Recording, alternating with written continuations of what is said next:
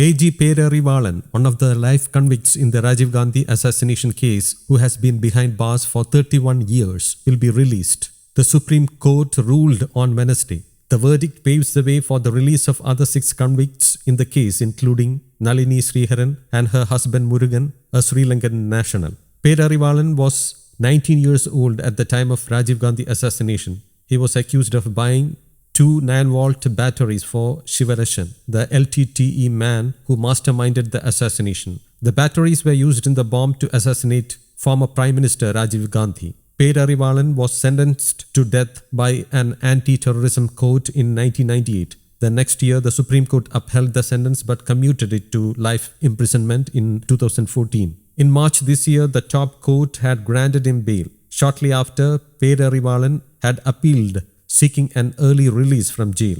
The centre had opposed Perarivalan's plea, saying Tamil Nadu governor had referred the matter to President Ramnath Kovind, who is yet to take a call on it. The top court had questioned the delay in the matter and the governor's action. The court had observed that the Tamil Nadu governor is bound by the cabinet decision to release all 7 convicts in the case, granting them pardon under section 161 of the constitution, and hence it would not wait for the president's response, though the governor had forwarded the file to the president's office. In the hearing last week, the centre was criticized by the court over its argument that in cases of grant of mercy, only the president would have exclusive powers. The court said this would mean that the mercies granted by governors all these years would be unconstitutional. Former Prime Minister Rajiv Gandhi was assassinated on May 21, 1991 at Tamil Nadu's Sri Perumbadur by a woman suicide bomber identified as Dhanu at a poll rally. 7 people were convicted in the case, though all were sentenced to death in 2014. The Supreme Court commuted them to life terms, citing inordinate delay by the president in deciding on their mercy pleas. The jail term of one of them, Nalini Sriharan, was commuted to life in 2000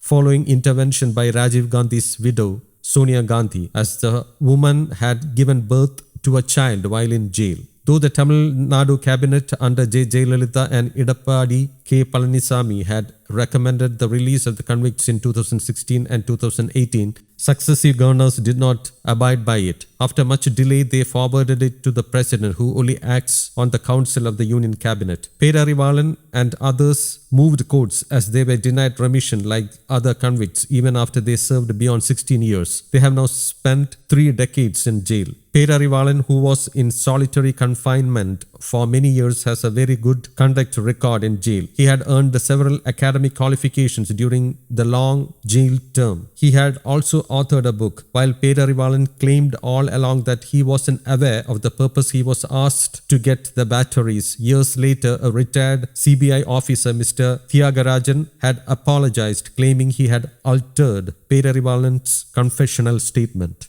News Desk, Kaumudy Global.